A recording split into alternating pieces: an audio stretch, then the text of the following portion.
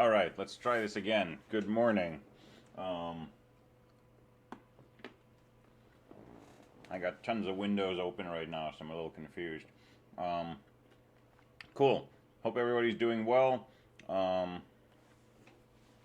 Thanks for letting me know that you couldn't hear me. Any questions before we jump into some regular expression exercises?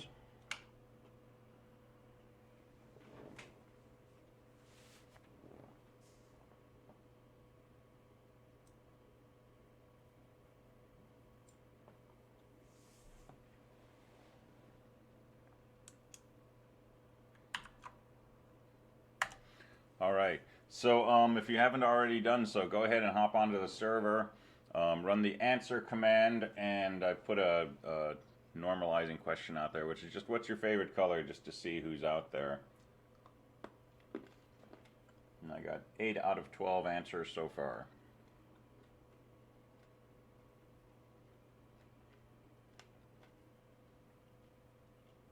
How can I tell how fast a C program executed? There's a cool little command called time, T-I-M-E. And if you say time space and type in a command, it'll run your command, but when you're done, it will give you some crude stats on how much wall time, CPU time, and system time the command took to execute.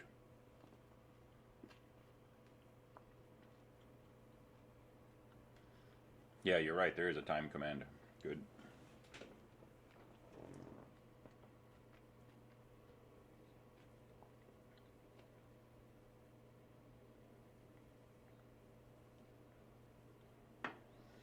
All right, so we've got just about 100% responses. How can one have a favorite color if color really doesn't exist? That's a deep question. It is interesting that we can have like preferences for things that may not exist. Kind of makes you wonder about any preferences. All right. So what I want to do today is play around with regular expressions. We've talked about these. I posted up on Canvas a while back some guidelines for regular expressions. And again, you know, the full disclaimer that this is a tiny little piece of what regexes are about, but it's enough to do most of what we need to do. You know, for probably 90% of our regular expression matching. So quick review, we can use anchors to force a pattern to match at the beginning or the end of an input line. And these don't actually match characters. They're just positioning our line. They're saying this pattern has to begin at the start or end at the end of the line. A period is a wild card that matches any character. An asterisk matches a succession of whatever character or pattern came before it. So dot asterisk matches 0 or more of any character. X asterisk matches 0 or more occurrences of the letter X, and so on. And then the good stuff is taking patterns and putting them inside parentheses to put them into a holding area that we call a register, so that we can apply those to the right hand side of our substitution. And so mostly we're going to think about this like, you know, substitute old, new. And so I want to go through some of the practice problems that were posted, and have you just go ahead and type those in, and we'll talk about the answers to them. So you only need to, you know, put in something like this. Don't worry about, you know, $1, $, or said, you know, single quote, blah, blah, blah. I just want to look at the actual substitution pattern itself. Okay, so you can answer with just something like that. And so let's do some warm-ups. So, and if you came in late, hop into the server and run the answer command, and we're doing some interactive question and answer related to regular expressions. So,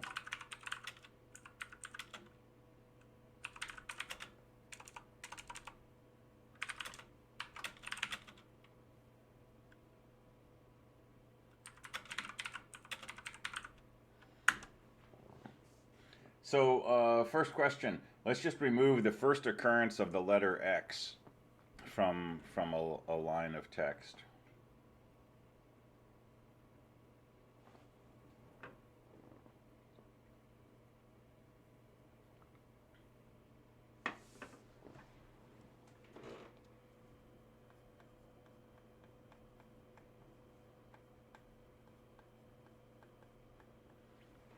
So we'd want that kind of change. Get rid of the first X.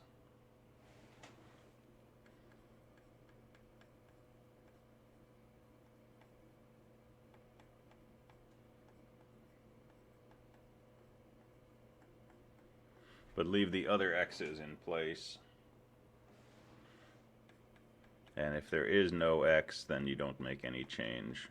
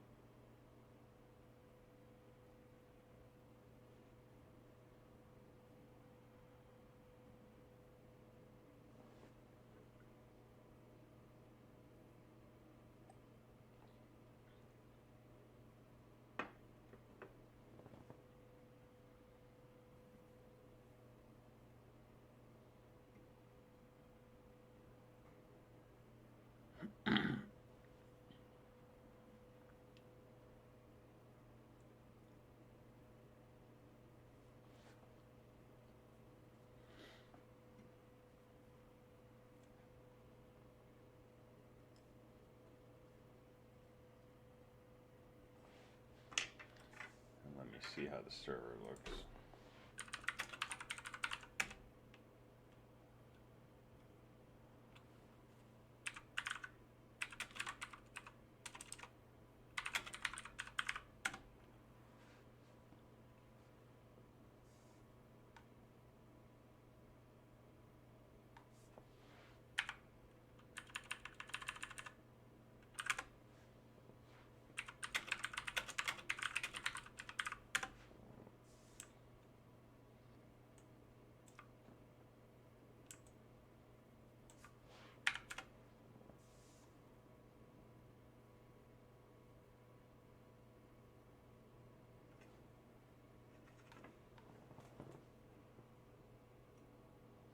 Alright, so if you're coming in late, hop onto the server, run the answer command.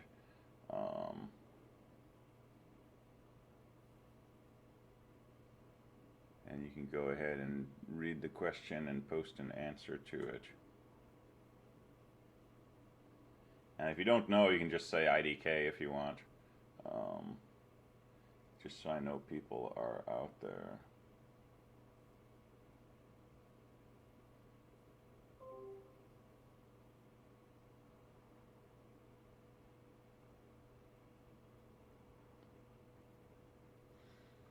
All right, so we'll run with this.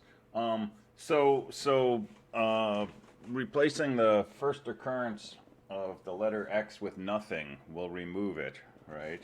So we're doing this with regular expressions. So don't try to use a sed command like delete, for example. We just want to look at regexes. And regexes are basically replacing, some pattern with something new. So to match an X, we simply need to say X, right?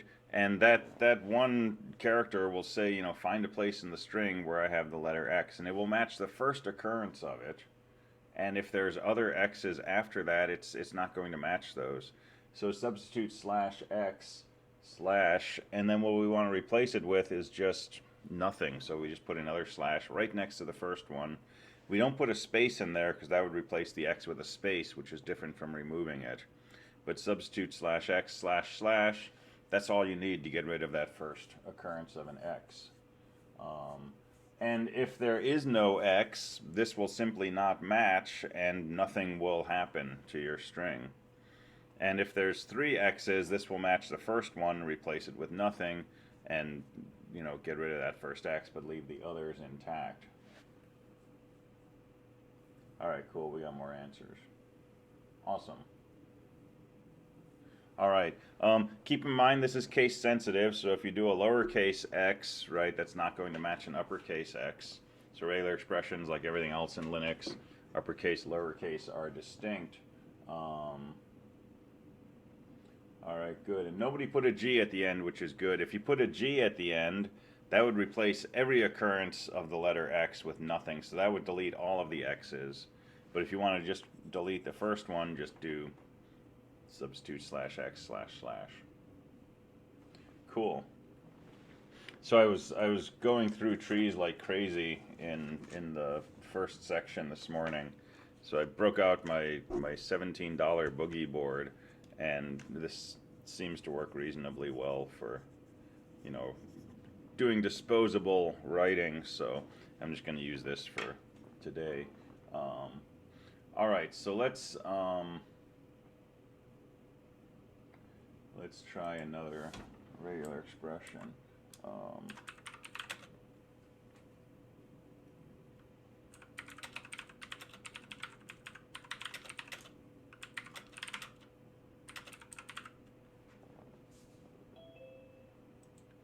So suppose we want to remove the first occurrence of th from a line. So anywhere that we find a T followed by an H, first time we find that pattern, we want to remove that.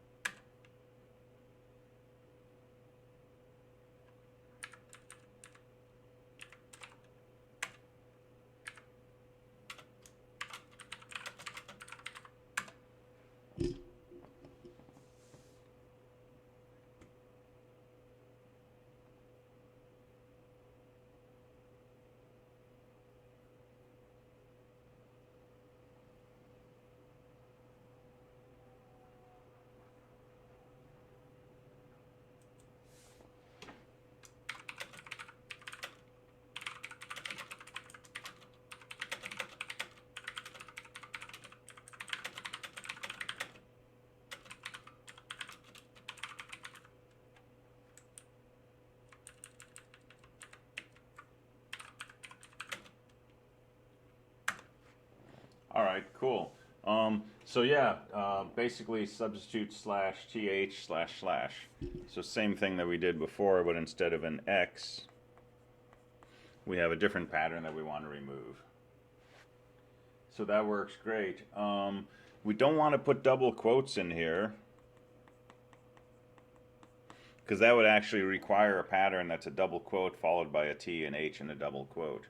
So this is different from Bash. It's a little more literal, right? In Bash, we can, usually put things in double quotes and so on.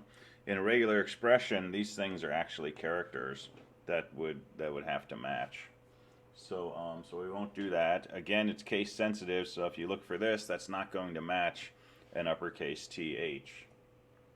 So make sure you pay attention to quotes. If you use brackets. When you put things in brackets, this says match any of the things inside the brackets. So this would remove a T or an H, but it would only remove one of those, and that's a different manipulation from the pattern. So if you want a pattern, you can just put the pattern in directly, as a succession of characters. Brackets are often things like, A, B, C, D would match any of those letters.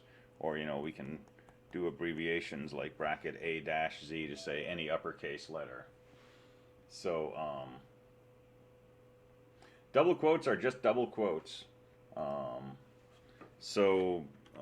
Let's play around with this.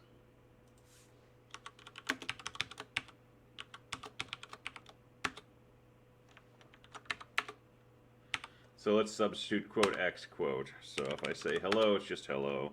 If I say hex, I get back hex. If I say, you know, HE with a double quote X, double quote in the middle, that gets removed. So the double quote is really just, you know, a plain old character. Now if I want to remove a backslash, a slash, right, I could try to do that. That's not going to bring anybody happiness. So there's a few options here. I can escape characters by putting a backslash in front. This would say substitute a slash with, you know, let's just replace it with an X. So,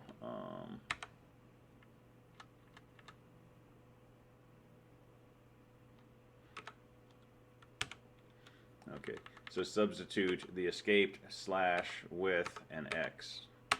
So, you know, if I do home/Nick, that gets this slash and replaces it with an X. But the other option, and this works for, you know, these substitution kinds of things, is we could use a different character. So I could say substitute number slash with X. Right?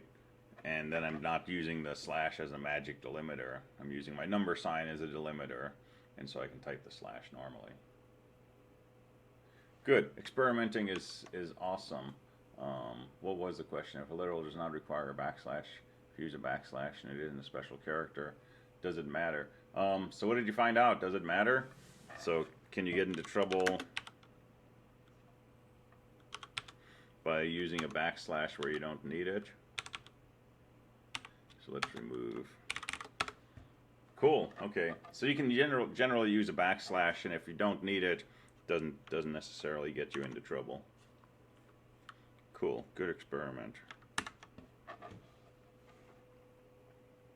All right. So so different ways to remove th from the beginning of from a line. All right. So let's play with anchors. Oh, I just posted the same question again. Never mind. Just go ahead and hit submit and get rid of that because I accidentally posted the question again. So let's try a different one.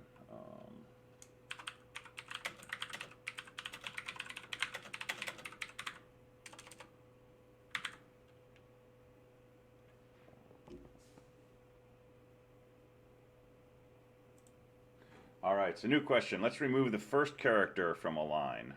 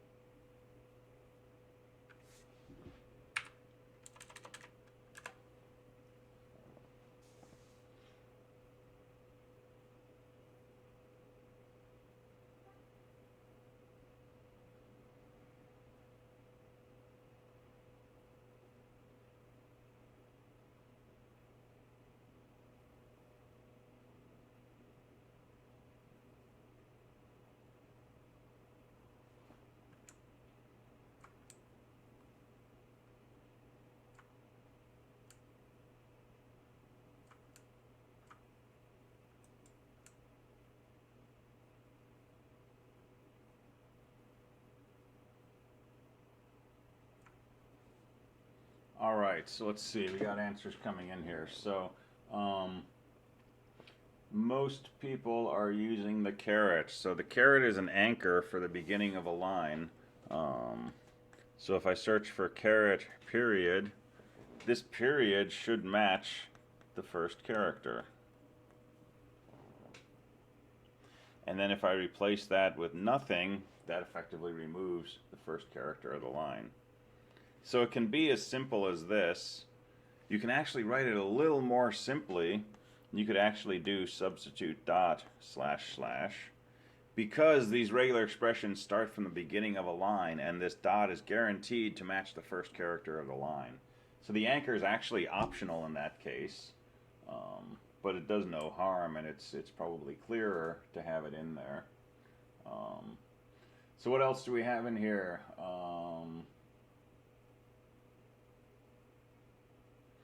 So characters are not just letters, right? And they're not just uppercase or lowercase or punctuation. They could be any character, and the only real way to match a character like that is with a period, right? So you don't want to try to list, all the possibilities inside brackets, for example. But just use a dot. That'll match anything. We don't really want an asterisk here, because an asterisk says, 0 or more of some occurrence, which would possibly match too much. So yeah, substitute slash dot slash slash does work as well.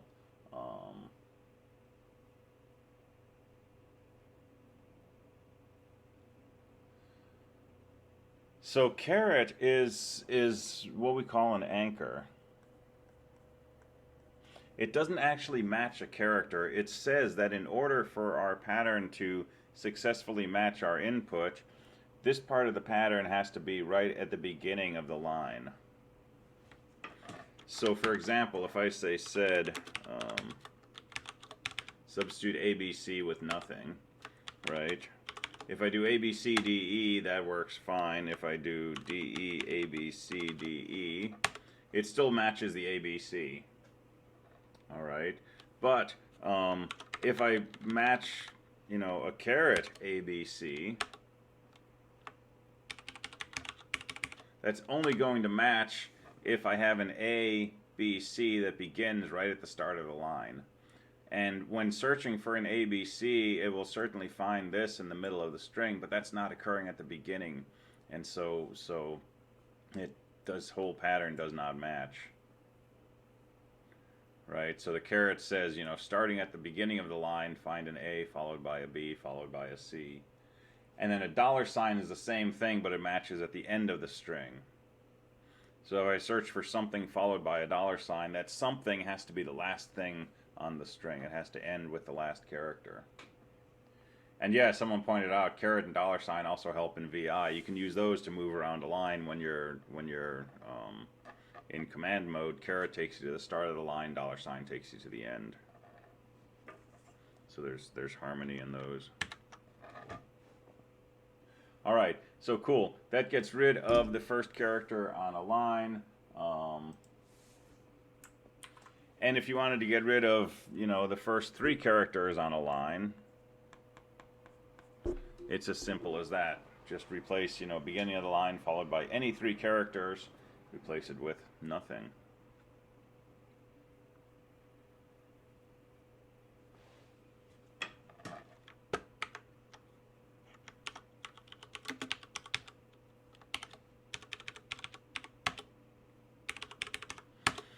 Right, so like that, HELLO gets rid of the HEL. If I type ABC, it gets rid of the entire line. If I type AB, it leaves the line intact. Why is that happening? Because if I type in a string AB, okay, so the anchor says we have to match from the beginning of the line. Well, this dot says match any character. That will match the letter A. And this dot says, followed by any character. That will match the letter B. But this third dot, there's nothing for it to match. So the whole pattern match fails.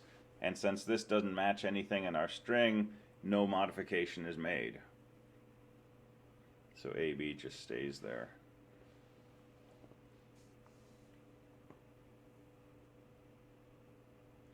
Are there any strange ASCII codes that dot doesn't include? I don't know what it does with like non-printables, like if you throw a control G in there or something like that, but I think it will include all of those. we can do a really goofy experiment.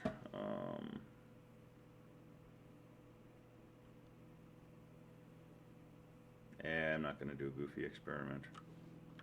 If I had a binary file handy, I would. Give it a try. Take a binary file and try to delete a few characters using dot, and then throw it into XXD, see if it deleted those successfully or not.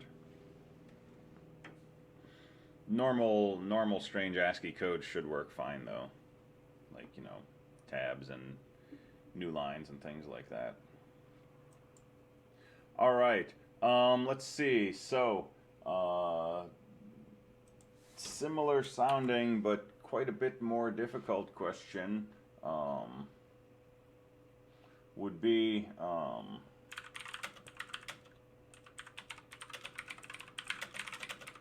to remove the second character from a line.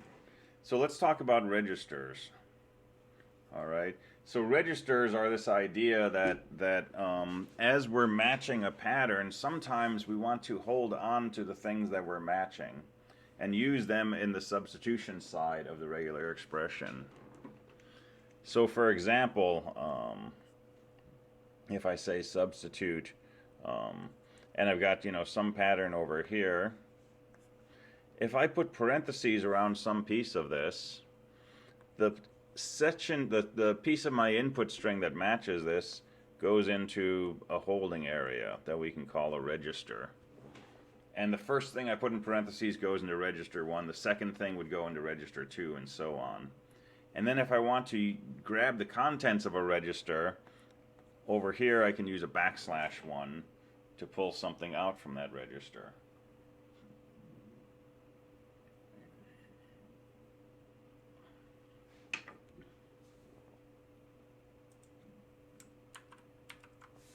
So let's try this.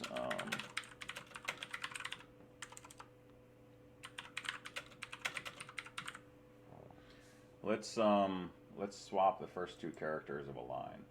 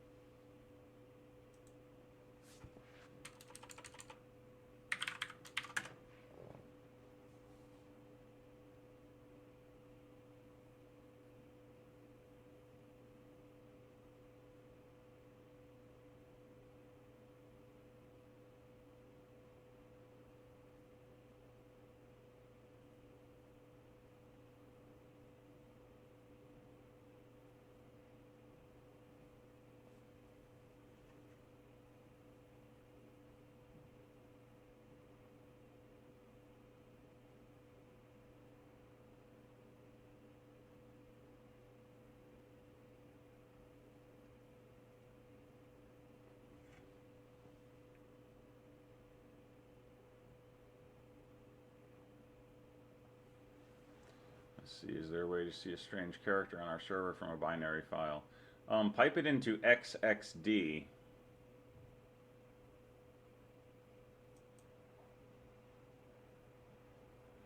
So if you do a command, you pipe it into XXD, that should show you.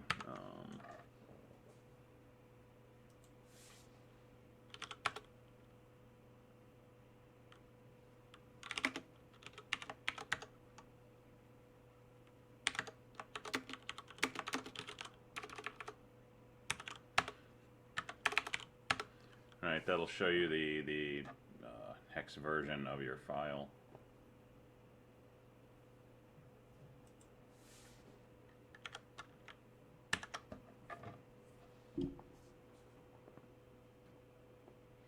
All right, cool. We got most answers coming in here. So, looks like most people have the right idea of this. So the syntax is always a separate issue, right? It's just like, you know, learning a programming language.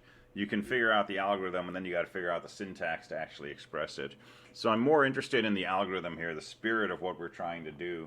And if we want to swap the first two characters, the basic idea is, you know, put an anchor for the beginning of the line, use a pair of dots to match the first character and the second character, and then let's replace those with the second character followed by the first character. So this is where we can use registers. If we can take the thing that matched this and save it somewhere, and take the thing that matched that and save it somewhere, then we can use those over here in the opposite order. So I'm going to put these in parentheses, and this is going to go into register 1, this is going to go into register 2, and I'm going to replace these with the contents of register 2 followed by the contents of register 1.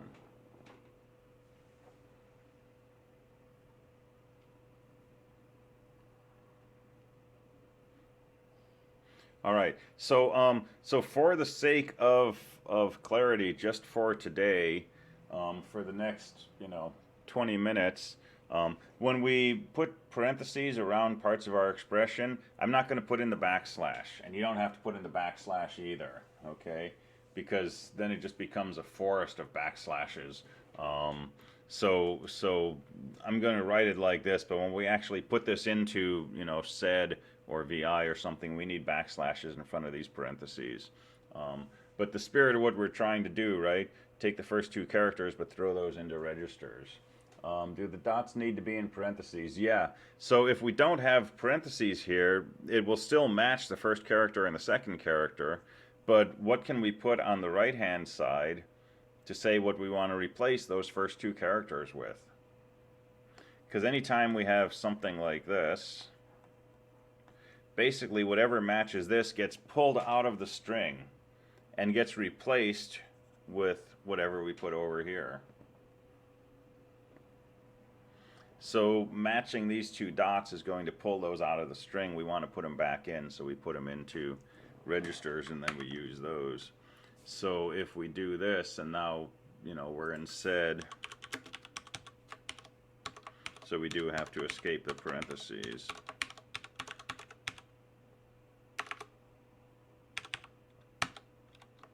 So if I type A, B, C, D, E, it swaps the first two characters.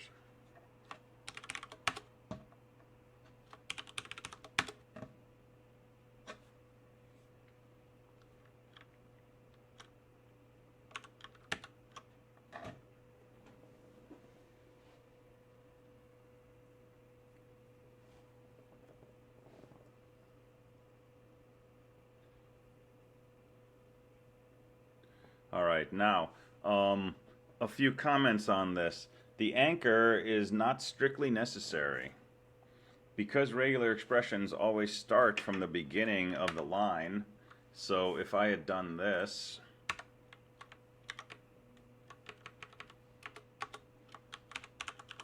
right, that will also swap the first two characters on the line.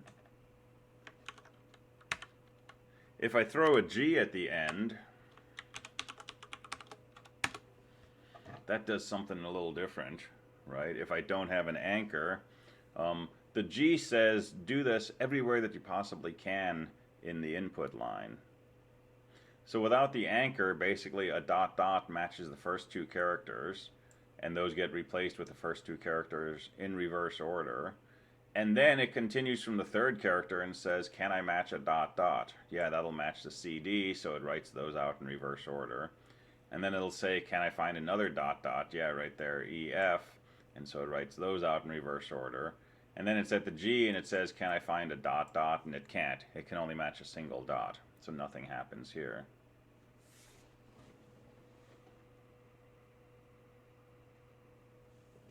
So yeah, if we don't have the parentheses,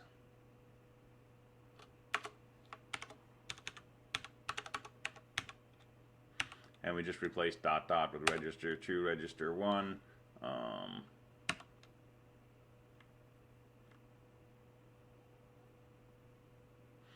right? So set actually warns me that I'm trying to access register 2, and it doesn't exist.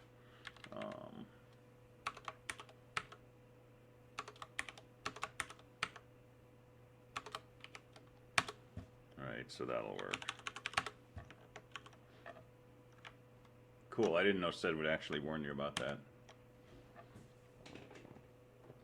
All right, good. So if you have the anchor and you put the -G, the G at the end, that will also work because there's only one thing that's going to match, you know, with an anchor in the beginning. That's the actual first two characters. So the G is redundant there, or maybe superfluous there. Is there any way for recursion, like using swapping to reverse in such a way that the whole string gets reversed using /G and only 2 registers? That sounds like an awesome interview question there, actually. So someone's asking in chat, is there a way to do this, basically to say reverse the entire string? I can't think of a way because I don't think we can actually recurse.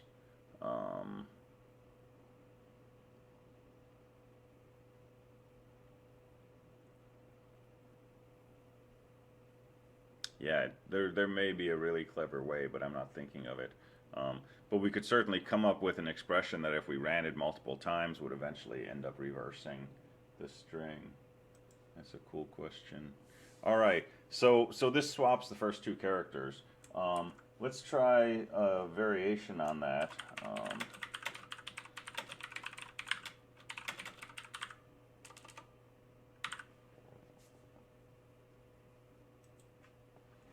So let's remove the second character of an input line. So we want to leave the first character intact, leave the third and further characters intact, but just remove the second character.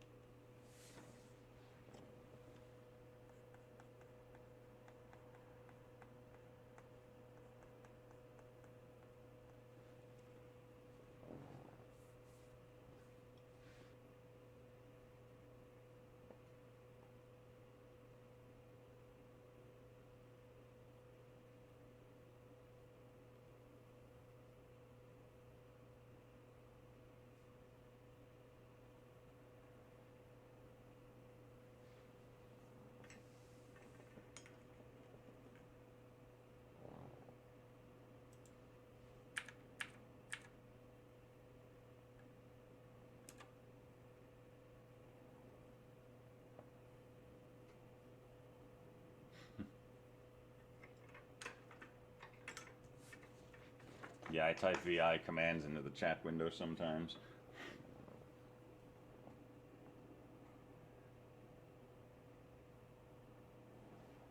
I did a :Q while chatting with my girlfriend the other day. She's like, "Are you quitting on me?"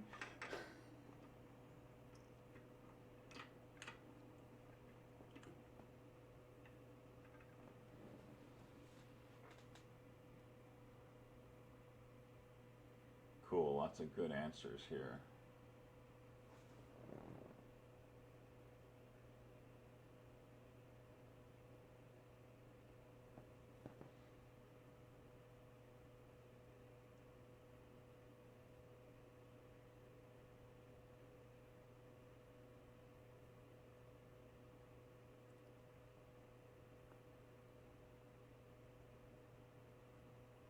All right, awesome.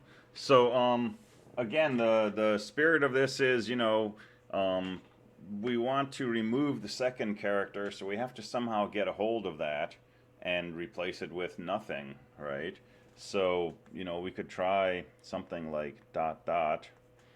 right? And that'll match the first and second character.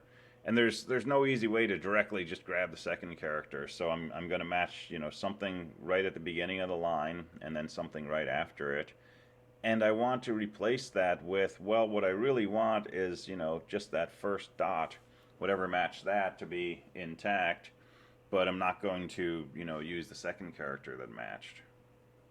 So if we put this first character in parentheses, we can use a \1 to copy its value into the replacement pattern, and that will work just like that.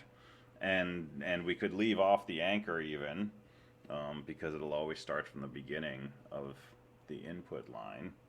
So that'll work perfectly well. There's other things we could do that might make sense to us. Right, we could put this into a register, but if we're not going to use that anywhere else in the replacement pattern, there's no need for that. What I saw from some people was something like this.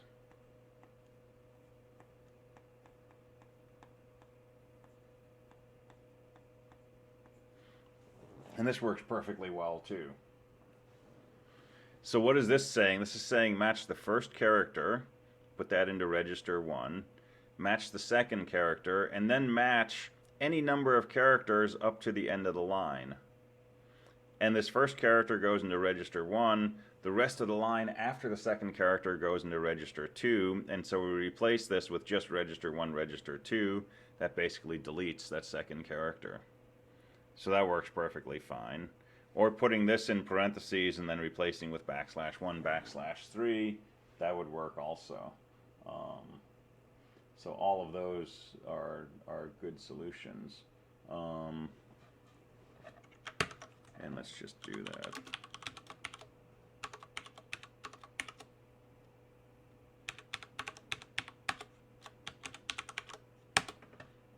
All right, so there you go.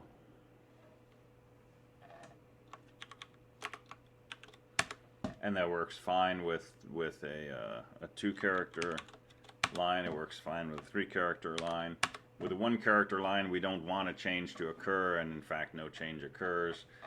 Because this pattern is not going to match our input, right? We don't have a character followed by a second character, so no substitution takes place. And that's exactly the behavior that we wanted anyway, so that seems to work well. Cool. So let's go a little deeper.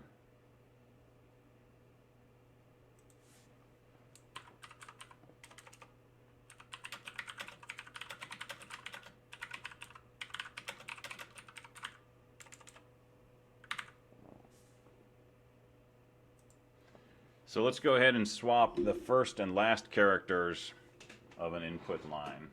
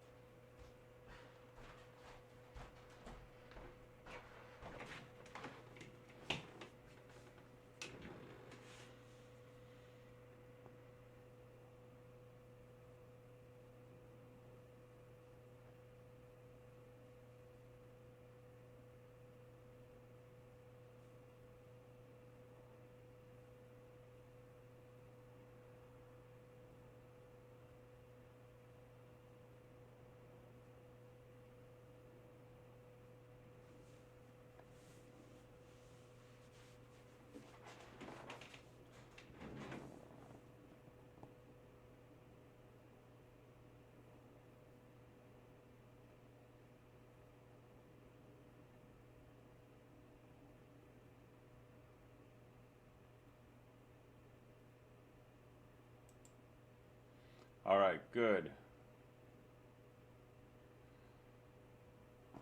So, let's see. So swapping the first and last characters. Um, so a lot of people are trying to match those characters, put them in parentheses, and then use them in the replacement side, um, which is exactly what we need to do. So something like this. So anchor at the beginning. This will pick up the first character. A period followed by a dollar sign will only match the last character. All right, so that's great. First character, last character. Those are the things we want to swap. But the only way that we can get to this is if we also match all the stuff in between. If we just search for caret dot dot dollar sign, that'll only match an input line with two characters on it. Oh, my thing's closed. Two characters in it.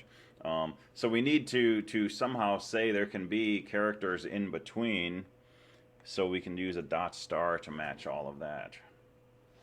So this is first, this is last, and then this is the middle.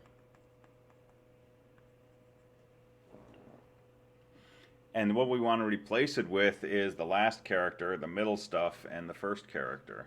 So put these into parentheses, and then replace with \3, \2, \1. So again, the syntax is tricky. It's something you just got to kind of figure out through trial and error. But basically, let's see.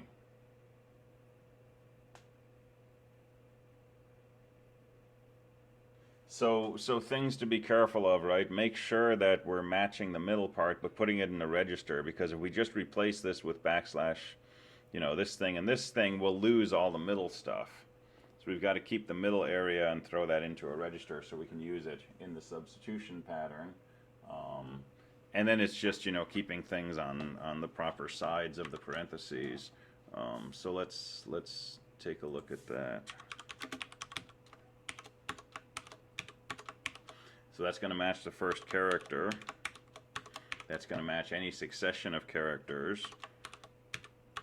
And this is going to match any character, and then it's got to be the end of the pattern. So there's lots of ways that this can match, inside our expression without anchors. Basically, any string of characters will match this pattern, but the anchors force it to start at the beginning and end at the end, and then replace it with the last character, the middle character, and the first character. And that swaps the first and third. I think there's an unlimited number of registers. I don't think it ends with a single digit, but I don't know that for sure. I just always assumed it was unlimited, but I'll do a quick test after we get off here and see. Okay, cool. We are out of time, but hopefully that gives you an idea on how to do some of these questions. So take a look at these, try out some of these other ones inside here, especially the last few ones in this register, and bring questions to class, right? And then this just deals with putting things inside brackets, so that's a different aspect, but take a look at those and bring questions to class tomorrow. So tomorrow's our last class. We'll probably spend the class going over quick review of the course, any comments I can make on the final, and so on and so forth. And then that's it until your final, which is on Wednesday at 11. Cool. Have a good one. I will see you next time.